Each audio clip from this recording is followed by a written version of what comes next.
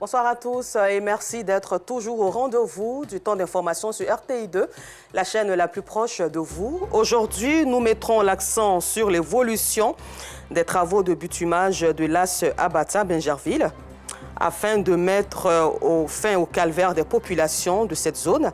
Et puis, hors de chez nous, en Suisse, accusé de viol en 2008, le prédicateur Tariq Ramadan a été acquitté ce mercredi par un tribunal suisse après un procès. Encore merci à vous de votre fidélité au temps d'information. Nous démarrons par ce projet de développement d'infrastructures routières de la voie allant d'Abata à Bingerville ou aux heures de pointe. Il est difficile de circuler aisément. Sur cette voie, les embouteillages empêchent la fluidité. Pour réduire donc ces difficultés, l'État de Côte d'Ivoire a engagé l'ouverture d'une voie de dégagement rapide. Les travaux traînant l'entreprise en charge de l'exécution des travaux a changé positivement de méthode tout récemment pour le bonheur des populations. Et aujourd'hui, les travaux avancent bien et sera bientôt la fin. Le constat de Théodore Zouzou, Clément Boko, Adam Akone et Seydou Ouattara. Route de Bingerville, 10h30. Ces gravats témoignent de la destruction d'une partie des locaux de cette entreprise de fabrication de briques, ce qui est nécessaire pour élargir la voie partant du quartier Abata à cet établissement hôtelier. Des travaux qui imposent de nouvelles dispositions. La route touche notre usine et du coup, nous faisons le déménagement des machines. Le prolongement de la voie n'a pas affecté ce lavage auto. Quoique le manque à gagner n'est pas négligeable, d'où leur impatience à voir la fin des travaux. Ils attendent beaucoup de cette route. Le verdict de la route va nous arranger parce qu'on doit voir beaucoup de clients et aussi laver aussi beaucoup de voitures. L'entreprise en charge de l'exécution des travaux est à la tâche depuis 4 mois. Elle remplace une autre qui n'avait pas respecté le délai de livraison. Les points critiques et les ponts sont achevés. Les canalisations également réalisées avec des techniques adéquates afin de faciliter l'écoulement des eaux de ruissellement. La tâche est ardue, mais les travaux avancent bien. Il ne reste plus qu'à effectuer les branchements électriques, hydrauliques et téléphoniques, ce qui suscite beaucoup d'espoir chez les riverains et ceux qui vont à Bingerville. C'est une très belle voie de dégagement. Et vraiment, ça va aider les riverains, surtout les gens de Bingerville. C'est un raccourci pour sortir sur la grande voie et puis emprunter pour aller sur Adjami. On a hâte que la voie s'ouvre, ça va vraiment nous profiter. Parce que d'abord, on gagne en temps, on gagne en carburant et puis on gagne en énergie physique. Bientôt, la fin des embouteillages sur la voie principale menant à Bingerville. Dans quelques mois, les usagers pourront profiter de la nouvelle route et regagner Bingerville ou Abidjan en peu de temps. Et puis le développement en Côte d'Ivoire, c'est à tous les niveaux, un peu plus loin du district autonome d'Abidjan. Les instituteurs du département de Tiapoum ont initié depuis quelques années la journée de l'excellence et du mérite. Une initiative pour encourager les acteurs de la pédagogie et valoriser surtout le secteur de l'enseignement. La deuxième édition s'est tenue la semaine dernière à Malamalankro, village situé à 15 km de Tiapoum. Le reportage est signé Non Sangaré. Ils passent le clair de leur temps avec les élèves. Les instituteurs occupent une place de choix dans l'encadrement de ces derniers. De par leur démarche pédagogique, ils permettent aux élèves de développer leur quotient intellectuel. Aujourd'hui, une journée d'excellence est initiée à l'endroit de ces instituteurs pour les efforts consentis dans l'encadrement des apprenants. Une journée pour récompenser leur sens élevé du travail bien fait. Après 9 mois passés dans les classes avec beaucoup de difficultés d'abord que nous rencontrons, on a pour habitude d'aller en vacances dans le silence, vraiment. Depuis l'année dernière, on a décidé comme ça de se trouver un parrain pour quand même avoir les débuts des vacances vraiment triomphales. Le fait de recevoir ce diplôme me donne une grande joie au cœur, ce qui va me donner encore le courage de fournir encore plus d'efforts. Cette action a pour objectif de valoriser le corps enseignant, une initiative encouragée par les cadres de la région. Pour nous, les enseignants, constitue la clé du savoir. C'est lui qui nous donne les premiers pas de l'éducation, c'est lui qui nous donne les premières orientations. Donc il est important, partout où nous sommes, qui que nous soyons, d'honorer l'enseignant. C'est l'école qui est la clé du développement. Et surtout que c'est les résultats de l'école, le bénéfice de l'école, c'est la chose la plus partagée aujourd'hui par toutes les communautés. Naturellement, nous ne pouvions pas ne pas être là. Outre les instituteurs, plusieurs élèves ont reçu des diplômes d'honneur lors de cette journée du mérite qui est à sa 2e édition. Retour à Abidjan, dans la commune d'Abobo, l'amicale des enseignants du Banco de cette commune ont rendu hommage aux retraités de leur établissement respectif, prêts à faire valoir leur droit à la retraite dans l'objectif de manifester leur reconnaissance aux enseignants bientôt à la retraite pour le service rendu à la nation ivoirienne. Clément Boko. Après plus de 30 ans de service rendus à la nation, place à la retraite, dont Clotaire et René Goïri Kouba. 2 enseignants prêts à faire valoir leurs droits à la retraite dans quelques mois. Mais avant de prendre congé de la sphère éducative scolaire, ils ont encore la nostalgie des années d'exercice. J'ai servi la nation pendant 38 ans. Tu fais un travail qu'on reconnaît. L'important de ce que tu as fait là, c'est déjà bon. Travailler pour l'État et puis être célébré, vraiment c'est un réconfort moral. Parce que ce n'est pas donné à tout le monde. Arriver jusqu'à la retraite, et puis ceux avec qui vous avez travaillé, pour qui vous avez travaillé, ils viennent de reconnaître vos mérites. C'est une très grande joie pour moi, c'est une fierté. Je me rends compte maintenant que j'ai servi l'État de Côte d'Ivoire et je suis très content, oui. Pour manifester leur reconnaissance aux enseignants appelés à la retraite, l'amicale des enseignants d'Abobo Banco initie alors une journée d'hommage en leur honneur.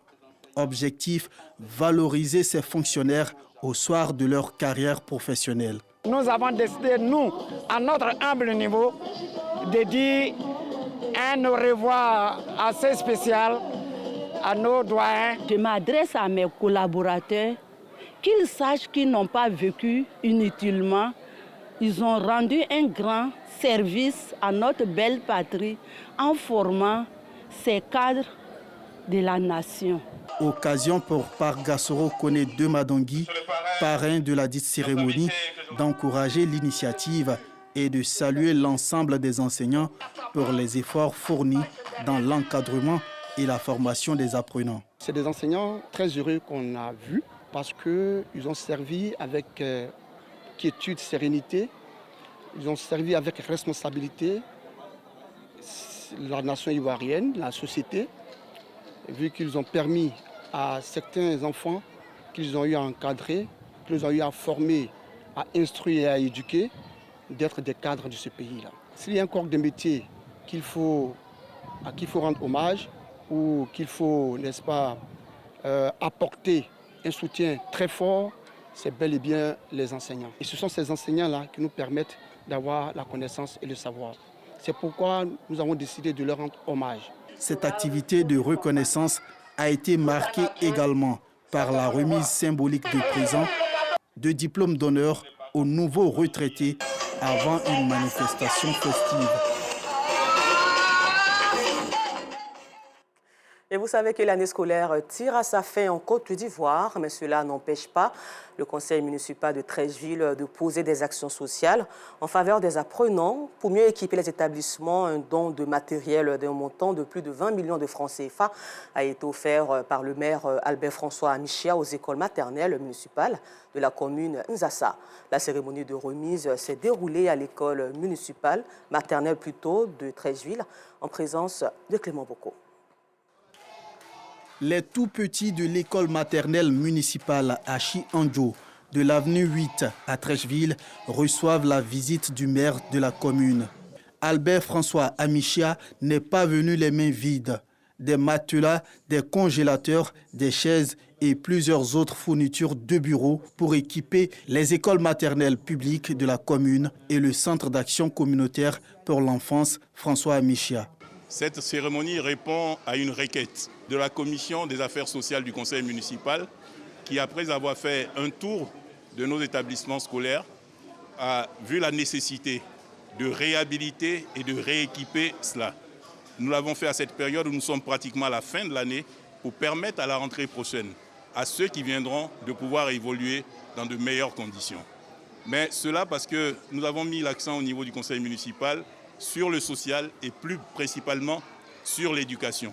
D'un montant de plus de 20 millions de francs CFA, ces dons ont été réceptionnés par les chefs d'établissement. Ce matériel permettra d'améliorer les conditions de travail dans les 4 écoles maternelles publiques que compte la commune de Treichville. Et pour parler toujours d'éducation, nous savons que la lecture ouvre l'esprit et fait voyager son moyen.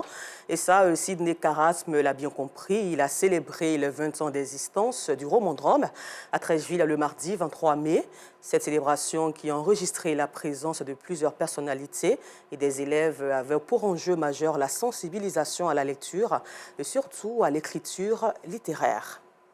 Au chapitre religion, le premier départ pour le Hajj 2023 aura lieu le mercredi 7 juin prochain.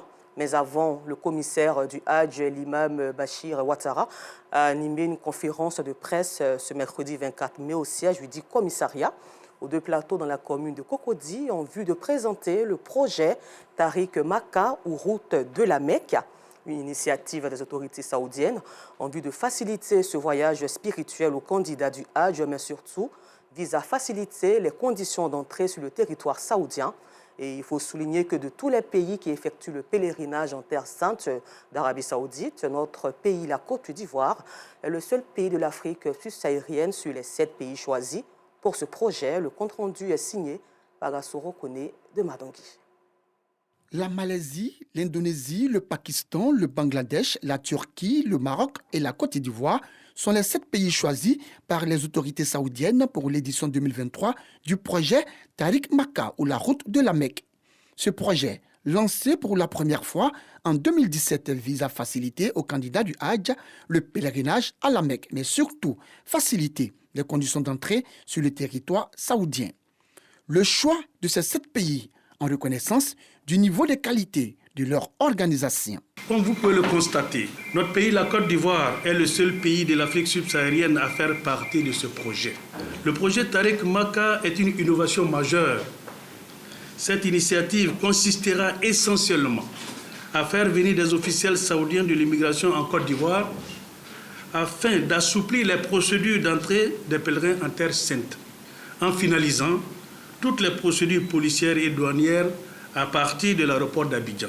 Selon l'imam Bachir Ouattara, tous les candidats au Hajj seront appelés directement par le truchement du call center du commissariat pour l'opération de prise des empreintes biométriques.